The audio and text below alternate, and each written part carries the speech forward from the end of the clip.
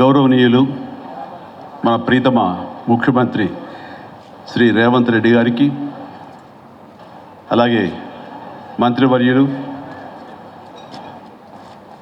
Tourism minister Jupally Krishnarao గారికి, ఇతర శాసనసభ్యులకు, ఎంపీ పార్లమెంట్ సభ్యులకు, మా సీఎం రమేష్ గారికి, ఇతర ఆహ్వానితులకు, నాయకులకు, మీడియా మిత్రులకు, ఇక్కడ విచ్చేసినటువంటి ఆహ్వానితులకు, అలాగే ఇక్కడ పనిచేస్తున్నటువంటి కార్మికులకు, ప్రతి ఒక్కరికి నా హృదయపూర్వక నమస్కారాలు.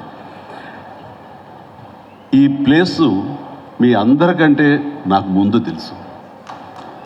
2000 సంవత్సరంలో రామ్దేవ్ ఇది ప్రారంభించినప్పుడు ఇక్కడ కొన్ని మొక్కలు పాంప్లెట్ వేసి మా ఇంటికి తీసుకొచ్చి, మీరు ఇల్లు కడుతున్నారు, ఏదైనా ఉపయోగపడుతుందో చూడండి అంటే వెంటనే ఎంత ముచ్చరేసిందంటే, ఎప్పుడో విదేశాలకు వెళ్ళినప్పుడు ఇలాంటి మొక్కలు, ఇలాంటి కళాకృతులు, ఇలాంటి అద్భుతమైనటువంటి సజీవ శిల్పాలు, జీవం ఉన్నటువంటి ఇలాంటివి చూస్తుంటే ఇలాంటివి మనం తీసుకెళ్ళిపోతే బాగుండే, వాడ షిప్లో తీసుకెళ్తే బాగుండే అని అంత టెంప్ట్ అయ్యేవాడిని. అలాంటిది ఇక్కడ హైదరాబాదులో ఈ శివారుల్లో ఒకటి లభిస్తుందంటే కనుక చాలా ఆనందంగా ఉంటుంది. రామ్దేవ్ ఫస్ట్ ఆఫ్ ఆల్ నేను కూర్చున్న చోట బయట కనపడకుండా నాకు ఏదైనా ఫెన్సింగ్ లాగా ఉండాలి, అలాంటి గుబురుగా ఉండకూడదు అంటే అక్కడ చక్కగా కొమ్మల్ని ఒక ఫెన్సింగ్ లాగా అల్లి పైన మాత్రం గ్రీన్ ఉండేలాగా పెద్ద స్క్రీన్ చేశాడు. అది ఇప్పుడు చూస్తుంటే కనుక ఎంత బాగుంటుందంటే బయట నుంచి చూసేవాళ్ళకి నేను జైల్లో ఉన్నట్టు ఉంటుంది, అన్ని కటకటాల్లాగా ఉంటుంది.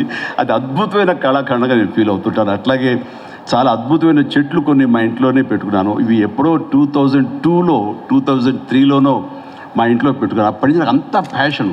ఆ తర్వాత ప్రతి క్షణం ఈయన ఎదుగుదలను చూస్తూ వచ్చాను. ఎక్కడ నాకు ఈయన రామ్దేవ్ ఒక వ్యాపారవేత్తలా కనబడ్డాడు, ఒక కళాకారుల్లా కనబడతాడు. అందుకే నా మనసుకి అత్యంత దగ్గరగా అయ్యాడు. ఆ తర్వాత ఏదైనా వస్తే కనుక చూస్తారా మొక్కలు అంటే, ఇదివరకంటే ఏదో వేలల్లోనో లక్షల్లోనూ చెప్పేవాడు, ఇప్పుడు కోట్లలో ఉందంట కదయ్యా. ఇప్పుడు నా సంపద అంతంత మాత్రమే ఉంది, కొనలేనేమో అన్నారు. కానీ చూడండి సార్, వస్తే మీరే టెంప్ట్ అవుతారు. ఇప్పుడు గౌరవ ముఖ్యమంత్రి గారితో పాటు అన్నీ వీక్షిస్తుంటే ఎంత టెంప్టింగ్ ఉందంటే, ఇవన్నీ మన ఇంట్లో పెట్టేసుకుంటే ఎంత బాగుంటుంది అనిపిస్తుంది. అంత అందంగా. దీనికి కావాల్సిందని వ్యాపార దృక్పథం కాదు, కళాకారుల హృదయం, కళా హృదయం ఉండాలి.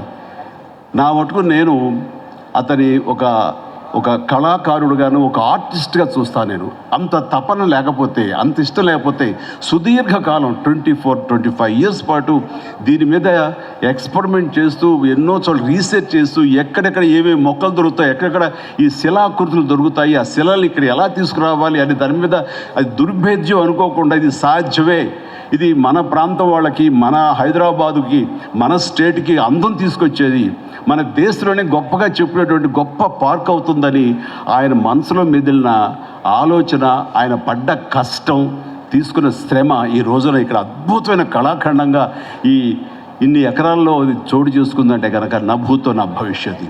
ఎవరైనా సరే అంత డబ్బులు ఉంటే కనుక ఏం వ్యాపారం చేద్దాం, ఇంత స్థలం ఉంది కదా, దీన్ని ఎలా రియల్ ఎస్టేట్ చేద్దాం, దీన్ని ఏదో గవర్నమెంట్ వాళ్ళ మనలతో వాళ్ళ పర్మిషన్లతో తీసేసుకుని అక్కడ మనం మల్టీ స్టోరీ పెట్టుకుంటే ఆయన జీవితం కాదు కదా, తరతరాలు కూడా నిలిచిపోతాడు. అలా కాకుండా ఆయన కేవలం ఒక లోపల ప్యాషన్, చిన్నప్పటి నుంచి కాలేజీ రోజుల్లో చదివే దగ్గర నుంచి, ఆర్ట్ కాలేజీలో చదువుతున్న దగ్గర నుంచి కూడా ఆయన మదిలో ఉన్నటువంటి ఆయన బ్రెయిన్ చైల్డ్, అలాంటి దాన్ని ఈ రోజున ఈ రూపం తీసుకొచ్చారంటే ప్రతి క్షణం, ప్రతి కార్నర్ ముఖ్యమంత్రి గారు చూసి ఎంత ముచ్చటపడిపోతున్నారంటే అంత ఇంత కాదు.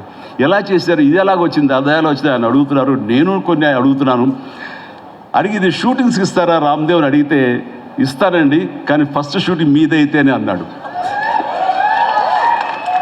ఇప్పుడు నువ్వు ఆ మాట అన్నావు కదా, ఇప్పుడు కొత్తగా హీరోయిన్ని తీసుకొచ్చి ఆమెతో స్టెప్లు వేయాలంటే ఈ ఎండలో ఎలా ఉంటుందేమో తెలియదు, కానీ ఏదో చలికాలం అయినప్పుడు నెక్స్ట్ చలికాలం అయితే చేస్తానే అన్నారు.